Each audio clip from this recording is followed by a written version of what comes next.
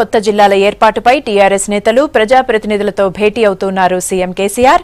మండలాలు, డివిజన్లు, జిల్లాల ఏర్పాటుపై వాళ్లతో చర్చిస్తారు. రేపు మెదక్, నిజామాబాద్, రంగారెడ్డి, నల్గొండ జిల్లా నేతలతో సీఎం భేటీ అవుతారు. ఎల్లుండి వరంగల్, ఆదిలాబాద్, ఖమ్మం, కరీంనగర్ నేతలతో చర్చిస్తారు. ఈ సమావేశంలో మంత్రులు, టీఆర్ఎస్ పార్టీ ఎంపీలు, ఎమ్మెల్యేలు, ఎమ్మెల్సీలు, జెడ్పీ చైర్మన్లు, పార్టీ జిల్లా అధ్యక్షులు పాల్గొంటారు.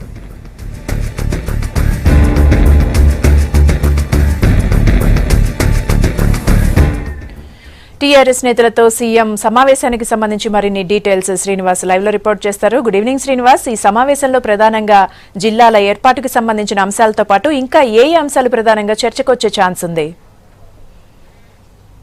రేపు 11:30 గంటలకు, అదేవిధంగా సోమవారం కూడా, రేపు ఆదివారం అయినప్పుడు కూడా ముఖ్యమంత్రి కేసీఆర్ జిల్లా ప్రజాప్రతినిధులతో సమావేశం కావాలని చెప్పి నిర్ణయం తీసుకున్నారు. ముఖ్యంగా కొత్త జిల్లాలకు సంబంధించి ఇప్పటికే తీవ్ర స్థాయిలో కసరత్తు రాష్ట్ర ప్రభుత్వం చేస్తుంది.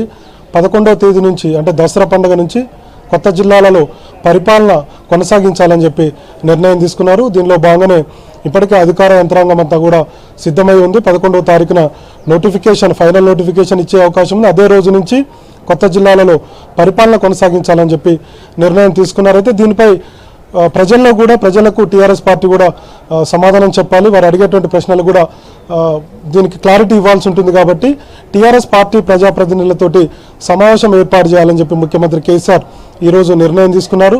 దీంట్లో కొన్ని జిల్లాలను, అంటే 2 రోజుల పాటు ఈ సమావేశాన్ని ఏర్పాటు చేయాలని చెప్పి నిర్ణయించారు. క్యాంప్ ఆఫీస్లో జరిగేటువంటి ఈ సమావేశంలో వేర్వేరుగా జిల్లాలను కూడా విభజించారు. మొత్తం ఈ ఉన్నటువంటి 10 జిల్లాల్లో కూడా 5 జిల్లాల ప్రజాప్రతినిధులతోటి సమావేశం కావాలని చెప్పి నిర్ణయం తీసుకున్నారు. ముఖ్యంగా కొన్ని ప్రాంతాల్లో కొత్తగా మండలాలు కావాలని చెప్పి డిమాండ్ చేస్తున్నారు. మరికొన్ని ప్రాంతాల్లో గ్రామాల విలీనానికి సంబంధించి కొత్తగా ప్రభుత్వం మండలం చేసినప్పుడు ఆ మండలంలో మేము కలవలేమన్నటువంటి విషయాన్ని కొన్ని చోట్ల ఆందోళనలు కొనసాగుతున్నాయి. కాబట్టి ఈ అన్ని అంశాల మీద సుదీర్ఘంగా టీఆర్ఎస్ పార్టీకి సంబంధించినటువంటి ప్రజాప్రతినిధులతో సమావేశం కావాలని చెప్పి ముఖ్యమంత్రి నిర్ణయం తీసుకున్నారు. రేపు 11:30 గంటలకు క్యాంప్ ఆఫీస్లో ముఖ్యమంత్రి కేసీఆర్ ముందుగా మెదక్, నిజామాబాద్, రంగారెడ్డి, మహబూబ్నగర్, నల్గొండ జిల్లాల నాయకులతో సమావేశమవుతారు. సోమవారం హైదరాబాద్, వరంగల్, ఆదిలాబాద్, ఖమ్మం, కరీంనగర్ జిల్లాల ప్రజాప్రతినిధులతోటి సమావేశం కావాలని చెప్పి నిర్ణయం తీసుకున్నారు. దీంట్లో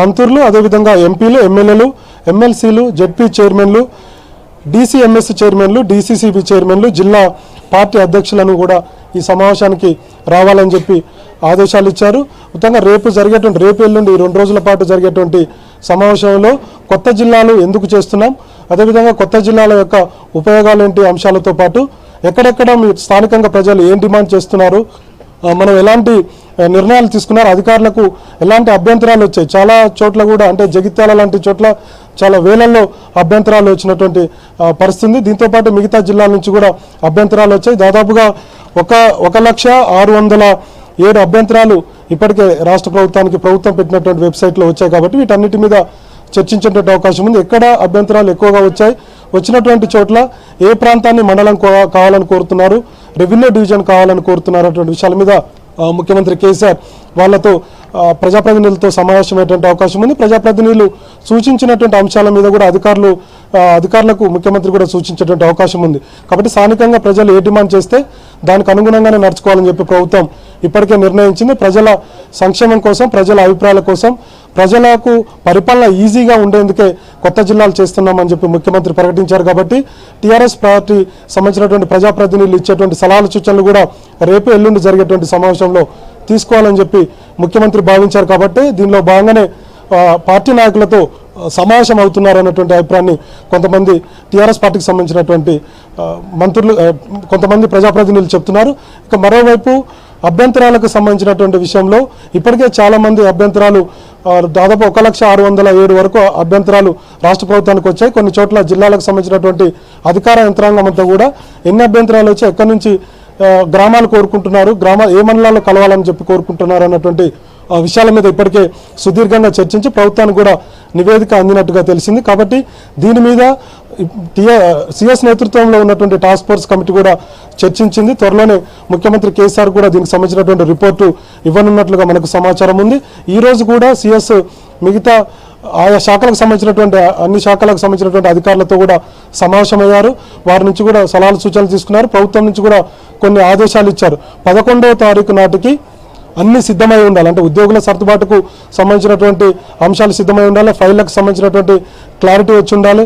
ఇట్లాంటి అంశాల మీద సుదీర్ఘంగా చర్చించి వీలైనంత త్వరగా నిర్ణయం తీసుకోవాలని చెప్పి ఆదేశించారు. కాబట్టి 11వ తారీఖున కొత్త జిల్లాల పరిపాలనలో దానికి సంబంధించినటువంటి కార్యకలాపాలన్నీ కూడా సిద్ధం చేసుకోవాలి. ఆ రోజు నుంచి ఖచ్చితంగా అన్ని శాఖలు కూడా పనిచేయాలి, స్టార్ట్ చేయాలన్నటువంటి ఆదేశాలు ఇచ్చారు. కాకపోతే మిగతా కొన్ని ప్రాంతాల్లో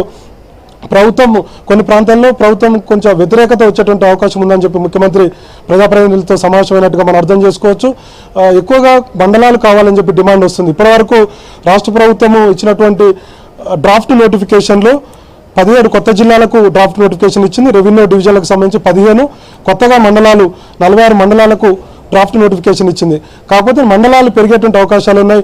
ఇప్పటికే వరంగల్ జిల్లా, అదేవిధంగా ఖమ్మం, మహబూబ్నగర్ జిల్లాలో కొన్ని మండలాలు పెంచాలని చెప్పి ప్రభుత్వం నిర్ణయం తీసుకుంది. కాబట్టి పార్టీ నాయకులతో కూడా చర్చించి వారికి ఒక క్లారిటీ ఇస్తే కనుక భవిష్యత్తులో ఎలాంటి విమర్శలు వచ్చినా కానీ ప్రభుత్వం ఇప్పటికే ప్రజలకు చెప్పి ఉన్నాము, ప్రజలకు వారు ఇచ్చినటువంటి సలహాలు సూచనలు అనుగుణంగానే ఈ మండలాలు, అదేవిధంగా రెవెన్యూ డివిజన్లు, కొత్త జిల్లాలు ఏర్పాటు చేశామన్నటువంటి క్లారిటీ కూడా ప్రజలకు ఇచ్చేటువంటి అవకాశం ఉంది. కాబట్టి దానిలో భాగంగానే రేపు ఎల్లుండి సమావేశం కావాలని చెప్పి ముఖ్యమంత్రి నిర్ణయం తీసుకున్నట్టుగా మనం అర్థం చేసుకోవచ్చు. Sunanda. Right, thank you Srinivas.